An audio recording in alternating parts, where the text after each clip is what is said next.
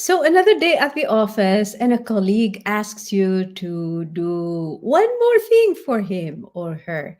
And you feel like, and you have that little voice that says, maybe I can add it. I can add a little more to my plate.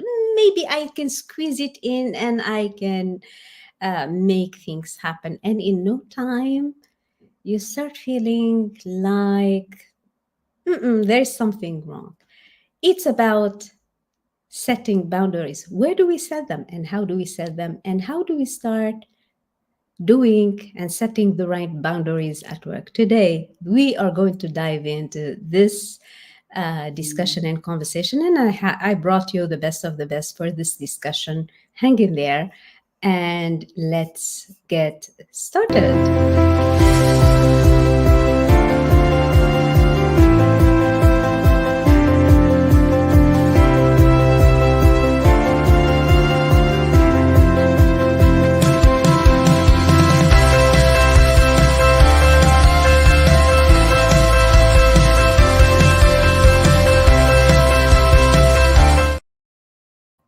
And hello, good evening, everyone. Welcome to another episode of the Quantum Leadership Hacks, episode 114. Can you believe it?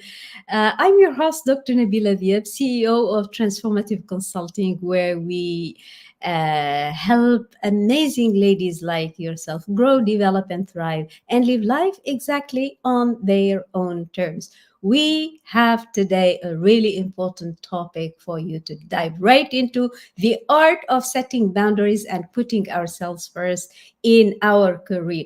Joining us is a very special guest, Nuna Nafousi, a brain trainer, an expert in mental well-being. Nuna, welcome to the show. Oh, thank you so much for having me. I'm so honored to be on this stage with you. I love it. Thank you.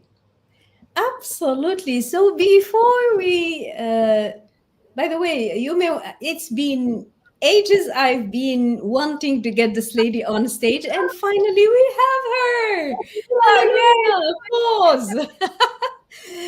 So before we dive into the topic, Nuna, I'm curious and I want to get to know you more, exactly like my audience. Can you share with us a bit about your journey? When I read Brain Trainer, it's very intriguing and I'm curious.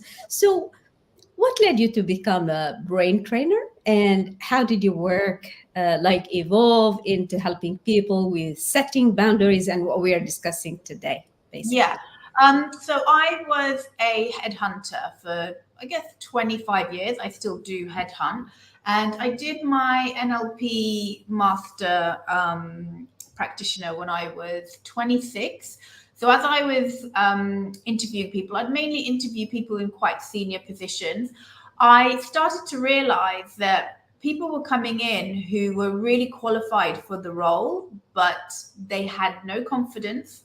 They weren't able to do well in the interviews. And for me, as the recruiter and a headhunter, that was not great because I found someone who was really good on paper, but they just weren't able to interview well. So I would start really asking them, what are they thinking? What are their thoughts? What are their behaviors? And I started realizing so much of it has to do with the way that we're programmed to use our brain. And so I guess I've spent the last 25 years just becoming obsessed with our mind and our brain. And now I work with leaders. I've set up Neo and that is really a company which helps people, senior executives in the corporate world, to understand what their programming is, what the patterns are that they're having over and over again. And I help them dissolve them so that they can propel their career, become better leaders. And that's how I got into it. I love it, Nuna. So yeah, I really get it. Like in terms of, isn't it strange? Not so strange for me. At least I'm an applied linguist, so everything is what happens on the ground, on the floor. And you being a headhunter and seeing the, because I've done for the past 14 years in Saudi, I also done extensive amount of recruitment and hiring and so on, and the discrepancies you've talked about between what's on paper and the person who is showing up in front, sometimes the gap is so kind of vivid and tangible and clear. It has to do with the personality and everything. But let me ask you this, Nuna. We often hear about the importance of boundaries, but many professionals, especially women, struggle to set them. Like, why are boundaries so crucial? First of all, let's put this out there. Why are boundaries so crucial for success in our careers? And what happens when we don't set them? Yeah, I think boundaries is so important because if we have no boundaries in the workplace, essentially we're not really showing up as people who are able to have difficult conversations, people who are able to use their voice, and especially with women as well. You know, if you if you have a woman who is very boundaried in terms of, you know, what is a boundary? If we were to talk about it first, it's really the ability to only say yes if it's not taking so much away from you. So what we do as women is we say yes, and we say yes when we really don't want to. So we're not using our voice, we're not, and then we're empty. So we're either giving everything at work and then we're going home. So burnout, I mean, boundaries really stops us from getting burnt out. And that's really important for your career, for medical situations. But if you're someone who's in a senior position and you have no boundaries, your team will take advantage of you, your boss will take advantage of you. And in the workplace, it's really important because you're less likely to get promoted if you don't have very strong boundaries. Um, because having boundaries shows that you have the ability to have difficult conversations, you have the ability to prioritize your work and prioritize what you need to do. And people who have really strong boundaries, they have this air of power about them. Mm. The I people love who it, and you can feel it, right? You can really feel it. Like the people who are not afraid of saying no. This I don't have time for, or this I cannot do, or this even is not on my job description. Because a lot of times it's that it's you've been hired for a job description, and I did a video on it like last week. It's like, and then you keep adding and keep adding and keep adding to the plate, and then in no time it's like you are doing the job description or what's on the job description of the next, or if you're applying, and then you are wondering, why is nobody giving me a promotion? It's yeah, like because if you are already doing the work, then why should you be promoted? So it's really important that we are conscious every time yeah, when we take on this additional thing. Your heart says, oh, maybe out of feeling perhaps guilty, like if you say no, because we have this deep thing about, oh, she's saying no, and but there are things really it's in our best interest that we say no to. Would yeah. you agree, Nuna? Hmm. Yeah, I totally agree. And I think, you know, the thing is with when we've got really when we have no boundaries, it doesn't only impact us in the workplace. It tends to people that I work with, it tends to show up in different areas. Having not many boundaries at home, with our friends, but actually the most important one is we have no boundaries with ourselves. And when Hmm. we have no boundaries with ourselves, normally we don't have any boundaries with other people. So if you want to have stronger boundaries at work, you have to start with yourself and have So, for example, a simple example is I won't scroll before I go to bed. Like we have we have so much. And the way I always love to describe it is when we were at school, we all had this teacher who walked into the class and everyone went quiet. Nobody spoke. And then we have these teachers who come in, and no matter how much they ask the class to be quiet, the class just kept being noisy and noisy. And the reason is the person who came in and had respect from the class, they had a lot of self respect. And the way they walked, the way they held themselves, the way they spoke, the students know they couldn't cross the line with that teacher. They were consistent, but it started with themselves. And that's why I just think it's so much of an inside job. And I think the way that even the corporate world are teaching boundaries, or the way a lot of people teach boundaries, it's got to start with being very boundaried with yourself. And then it makes it so much easier. And when you have self-respect, high self-worth, yourself, naturally people will respond to how you react to the relationship that you have with yourself. I love it. I love it. So, to set boundaries in your career actually have to start from your own self boundaries, the boundaries you set for yourself, and that you're going to need to respect and not cross.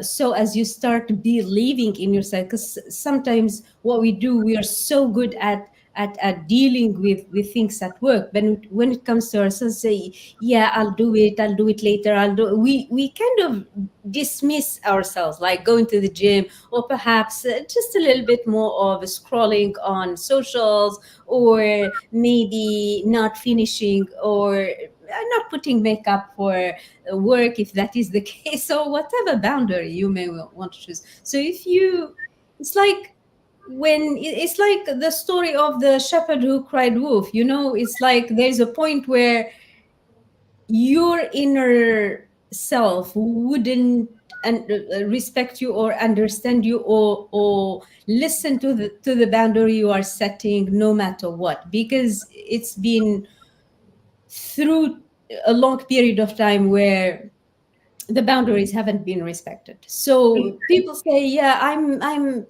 these things, and they cross into the career, and they take these things into the relationship with the boss and everything.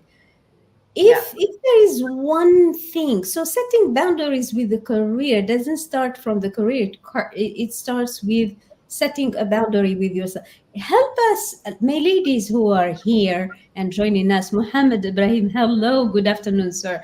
Where do they start? Like, somebody, like, their life is on a roller coaster, like all go go go time. Where do they start, like, with setting boundaries with ourselves? I The know it has to start somewhere. the first thing I would say is it's really important to learn to honor our word to ourselves, because just like you were saying, if you were to if I was to borrow money from you and you said, yeah, you can borrow money, you've got 6 months to pay it back. And after 6 months, I didn't pay it back, or after a year, and I came back and asked you to lend me some more money, you wouldn't trust me. You'd say no, because obviously I haven't honored my word to you. We do that to ourselves. We are the worst lenders to ourselves. We say that we're going to do something and we don't. Somebody asks us to do something. In our mind, we say, the next time they ask me, I'm not going to do it, but we do. And we constantly break the promises that we do with ourselves. And then we wonder why we don't trust ourselves anymore. And the reason is, if we treated anyone else the way that we treated ourselves, we wouldn't have any friends. So it starts with, it's true, isn't it? So it really starts with the way that we talk to ourselves, the way that we honor ourselves, the way that we communicate with ourselves. So we say that we're going to do something and then we don't do it. That's got to stop. And so that means being much more authentic with ourselves. Don't say you're going to go to the gym 5 times a week. If you can really only manage 2, just say 2. And then once you start honoring your word to yourself, you start trusting yourself, then it's this authentic communication. When someone, like now, if someone asks me, can you come to something in a month?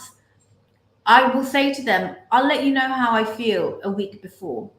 Instead of saying yes, committing, then trying to get out of it. Because for me, really, I do want to know how I feel a week before. I Mm. don't know how I'm going to feel next month.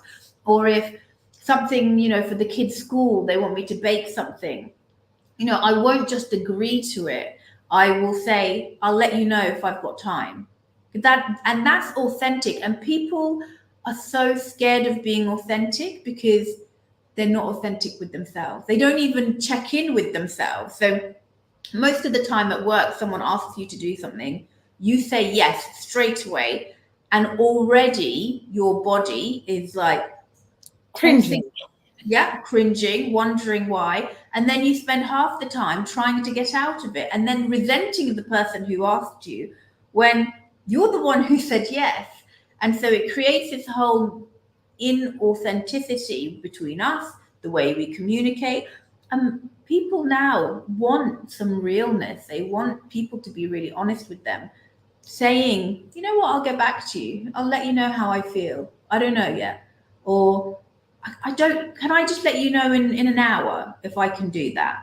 Check in, see what your body, there's such a disconnection these days to our mind and our body. And our body has all the answers. So I think the first thing is to do honor your word to yourself, but really give yourself a moment before you answer, before you agree, before you say yes. Just a moment. Like, does that feel right in my body? Me saying yes. Most of the time, your body will tell you. You'll know. I love it. I love it. I love it.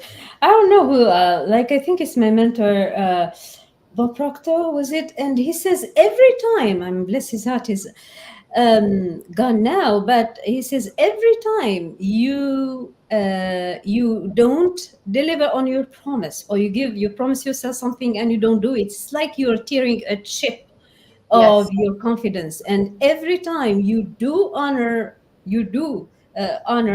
like your word, it's like adding to your bank. It's like adding to your bank of confidence, your bank of self-worth and confidence. And I love that idea. So it's a checks and balances. I mean, you can't be asking things from yourself if you haven't been doing it in the first place. And this brings me to, where do we start? Some people say, yeah, but I really want to get started, but I don't know where. Where you start with one thing, one small thing, one little habit of promising yourself something and doing it consistently until it becomes a habit.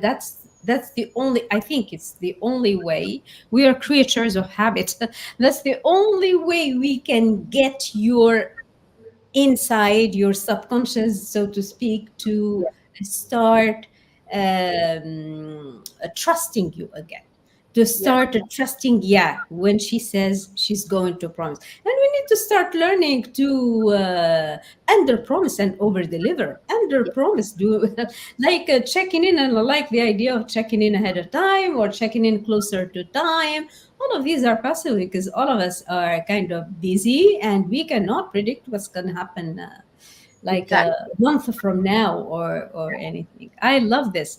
Yeah, So Nuna, as a brain trainer and of course the CEO of Neo Noor, I'm curious about the connection between setting boundaries and brain health.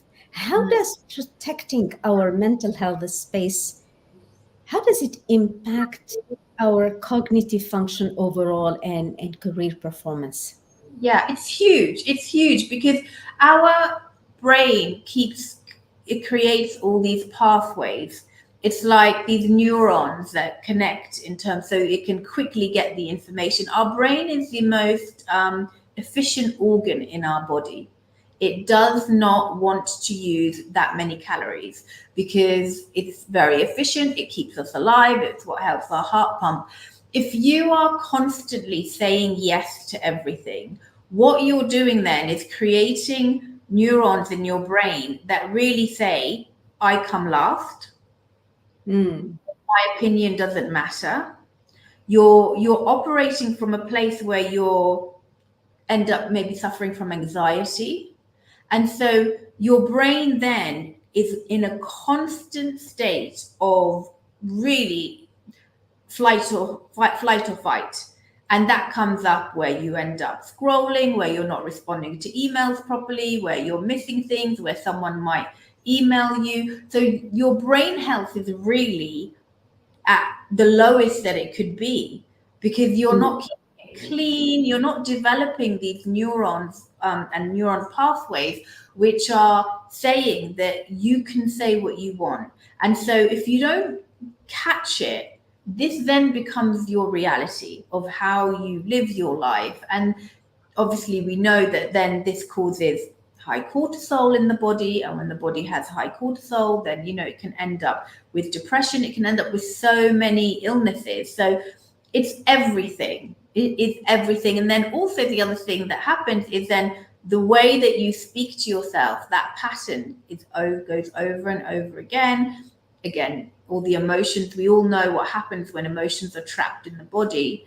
You end up not allowing yourself to feel what you feel, because if you're constantly saying yes and your brain is constantly exhausted, tired, it's sending a message to your body saying we're in danger.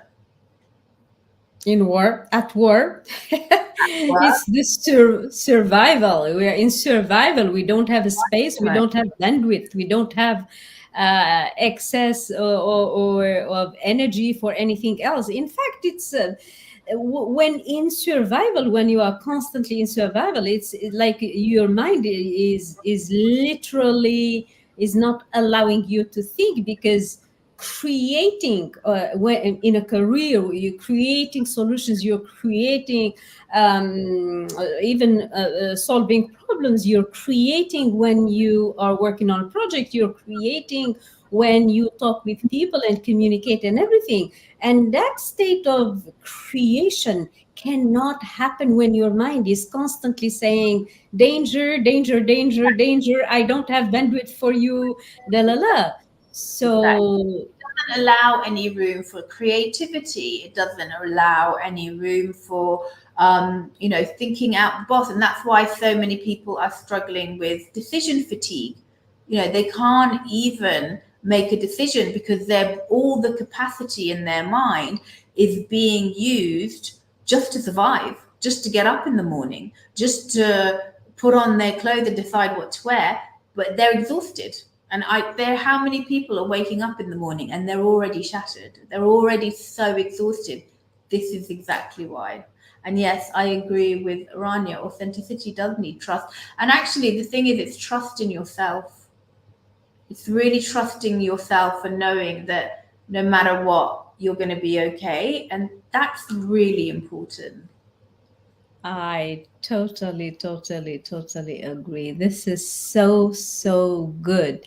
So, actually, what we are saying here, ladies and gentlemen, is that, making that additional concession, so to speak, and that adding that task to your plate, it may give you probably a quick instant gratification. Oh, I helped him, and it feels good. Oh, I did this, I saved my boss. Oh, I was crucial for the completion of the project, and my boss told me, if it wasn't for you, crushing and doing the work over the weekend, so you kind of sacrifice your weekend to finish the project, you get that instant gratification of, like, saving the boss, or saving the task, or saving the project, or anything.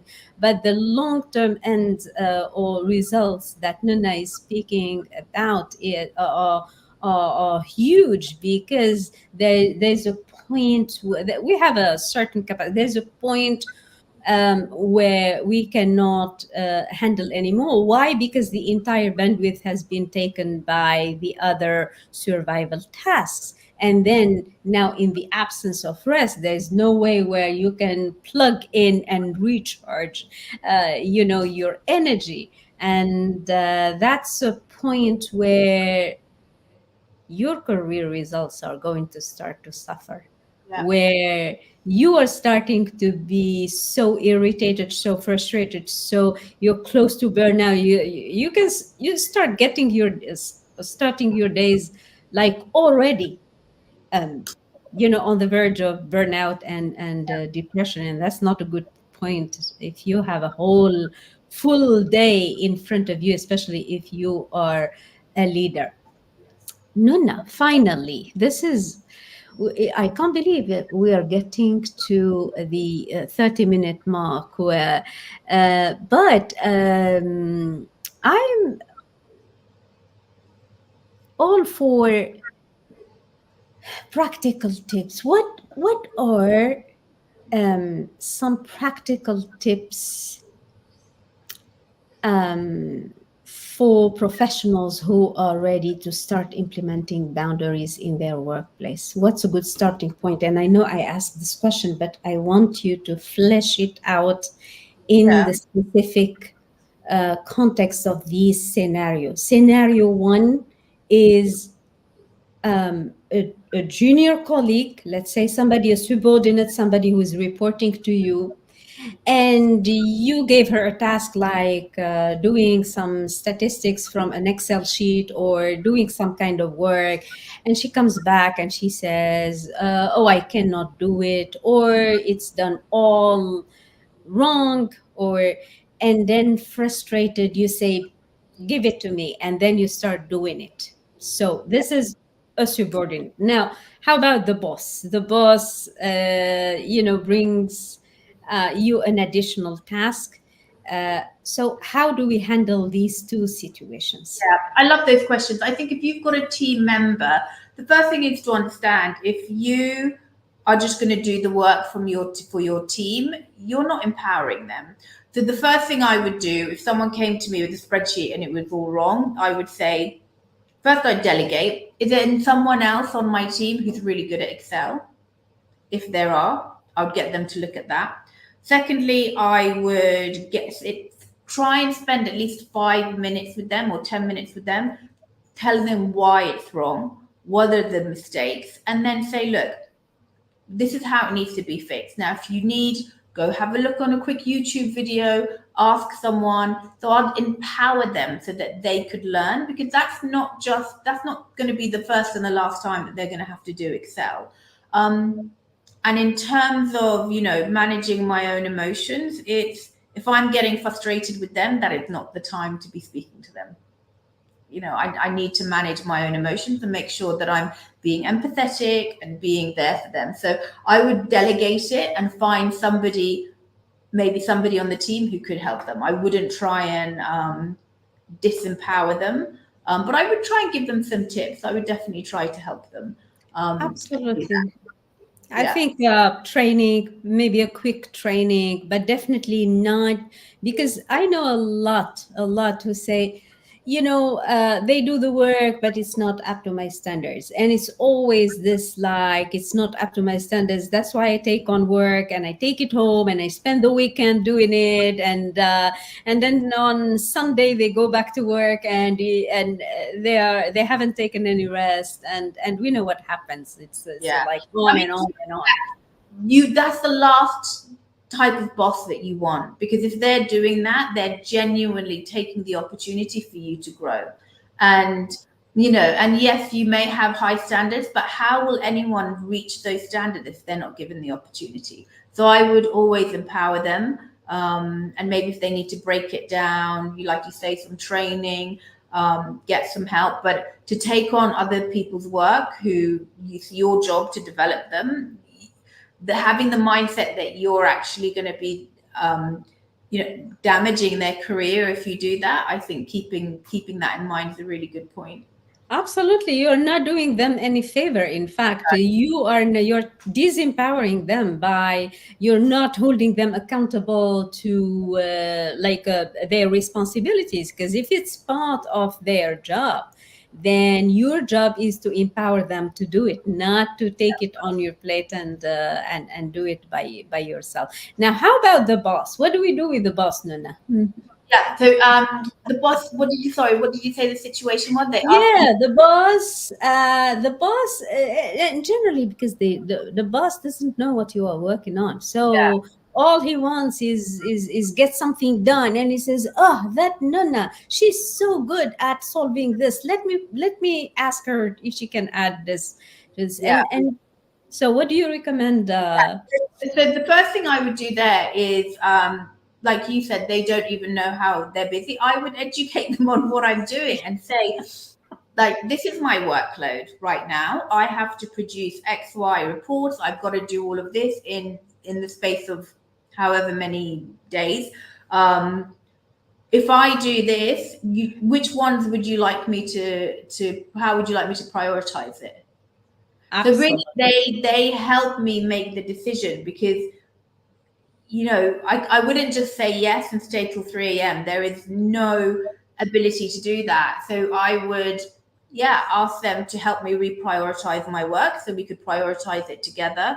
Or I would just say, I haven't got the capacity to take this on unless you take someone else or you do this. And being able to say that to somebody who you report into does show that you are able to have difficult conversations, that shows that you are a leader of your own time and that you have really good time management skills. And the problem is most people are too scared to do that because they think it's the opposite. Yeah, and it's connected with the the power relationship, so to speak, and so on. But we have to understand that sometimes, as you rightly put it, sometimes your boss doesn't even know what you are working on and your workload and the many things. So it's educating them, showing them, and taking their feedback on how to go about it. Sometimes they, when they see the load of work that you have, they retract it. They say, "Let me figure." Exactly. And no one's saying you have to go into your boss's office and say, "Oh my God, I can't believe you are." You can have a really nice, oh, you know how much I love this work and thank you so much for putting me up for it. But actually, I've got this so much work to do. Would you like me to like put this work here and put this, like, which one's more of a priority for you right now? And use it so you're collaborating with them. And people are generally, I have this real belief that people are generally good people. Everyone is working to the same thing, and if they're not, but generally, I just have the belief that people are generally quite good, and they're open to having a discussion. And I think, yeah, that's a very reasonable conversation to have. Absolutely, I love it. I love it. And as a final thing, for get started on setting that first piece of boundaries. I guarantee you get used to setting that first, even small boundary with yourself. You are going to build up from there, like Yeah. one step after the next, and then you get there. But getting started is really, really key. Nona, I so much enjoyed Me talking too. about the topic that is absolutely Thank you amazing. for having me. Absolutely, it's a pleasure.